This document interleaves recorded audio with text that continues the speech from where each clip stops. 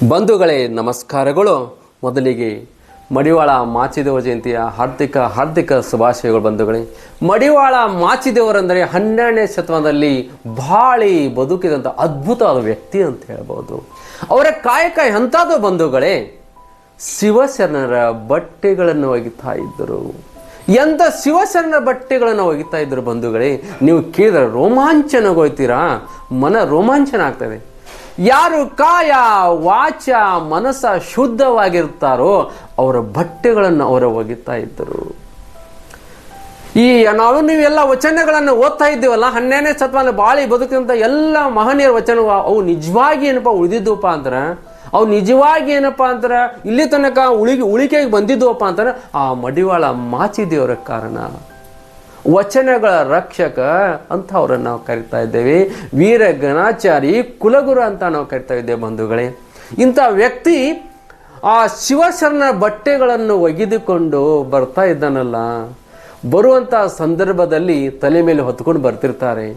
ಆ ಸಂದರ್ಭದಲ್ಲಿ ಯಾರಾದರೂ ಅವರನ್ನು ಮುಟ್ಟಿದ್ದೇ ಆದರೂ ಅಷ್ಟೊಂದು ಅವರು ಕೋಪೋದ್ರಿಕ್ತ ಆಗ್ತಾ ಇದ್ದರು. ಯಾರು ಮನಸ್ಸು ಶುದ್ಧವಿಲ್ಲವೋ, ಯಾರ ನಡೆ ಶುದ್ಧವಿಲ್ಲವೋ ಅಂಥವರ ಬಟ್ಟೆಗಳನ್ನು ಅಂಥವರನ್ನು ಅವರು ಮೂಸಿ ಸಹಿತ ನೋಡ್ತಾ ಇದ್ದಿಲ್ಲ. ಎಂಥ ಒಂದು ಅದ್ಭುತ ಕಾರ್ಯ. ಅಣ್ಣ ಬಸವಣ್ಣನವರ ಪರಮ ಏನಪ್ಪ ಅಂದ್ರೆ ಶಿಷ್ಯರಾಗಿ, ಪರಮ ವಚನಕಾರರಾಗಿ ಅವರ ಮನಸ್ಸನ್ನು ಗೆಲ್ಲೋದಿತ್ತಲ್ಲ, ಅದ್ಭುತವಾದಂಥ ಕಾರ್ಯ. ಸೊ ನಾವೆಲ್ಲ ಬಂಧುಗಳೇ, ನಮ್ಮ ಮಾತಾಡೋದು ಒಂದೇ ಬೇರೆನೆ, ನಮ್ಮ ಕಾಯಕ ಒಂದೇ ಬೇರೆನೆ. ನೋಡಿ, ನಡೆ ಮತ್ತು ನುಡಿಯಲ್ಲಿ ನಾವು ವ್ಯತ್ಯಾಸ ಆದರೆ ನಮ್ಮ ಜೀವನ ಸರಿ ಹೋಗೋದಿಲ್ಲ. ಏನು ಹೇಳಿದ್ದಾರೆ ಶಿವಶರಣರು? ನುಡಿದಂತೆ ನಡೆ, ಇದ ಜನ್ಮ ಕಡೆ ಎಂದು ಹೇಳಿದ್ದಾರೆ. ಬಂಧುಗಳೇ, ನಾವೆಲ್ಲರೂ ಕೂಡ ಸಮಾಜದಲ್ಲಿ ಎಷ್ಟೇ ದಿನಗಳವರೆಗೆ ಬದುಕಲಿ, ಒಂದೇ ದಿವಸ ಬದುಕಲಿ, 10 ದಿನ ಬದುಕಲಿ, ಆದರೂ ನಾವು ಮಾಡುವಂಥ ಕಾಯಕಗಳನ್ನು ಮನಸ್ಸಿನಿಂದ ಮಾಡೋಣ. ಇನ್ನೊಬ್ಬರಿಗೆ ನೋವು ತರಲಾರದಂತೆ ನಾವು ನೋಡಿಕೊಳ್ಳೋಣ. ಇನ್ನೊಬ್ಬರಿಗೆ ನಾವು ಏನಪ್ಪ ಅಂತಂದ್ರೆ ಒಳ್ಳೆ ಸಮಾಜಕ್ಕೆ ಒಳ್ಳೆಯ ಕಾರ್ಯಗಳನ್ನು ಮಾಡೋ ಅಂತೇಳಿ ಮಡಿವಾಳ ಮಾಚಿದೇವರು ಎನ್ನುವ ಹಾಕಿಕೊಟ್ಟ ದಾರಿಯಲ್ಲಿ ನೋಡಿ ಅದ್ಭುತವಾದ ವಚನಗಳು ವೀರ ಗಣಾಚಾರಿ ಅಂತ ಕರಿತಾ ಇದ್ದಾರೆ ಬಂಧುಗಳೇ.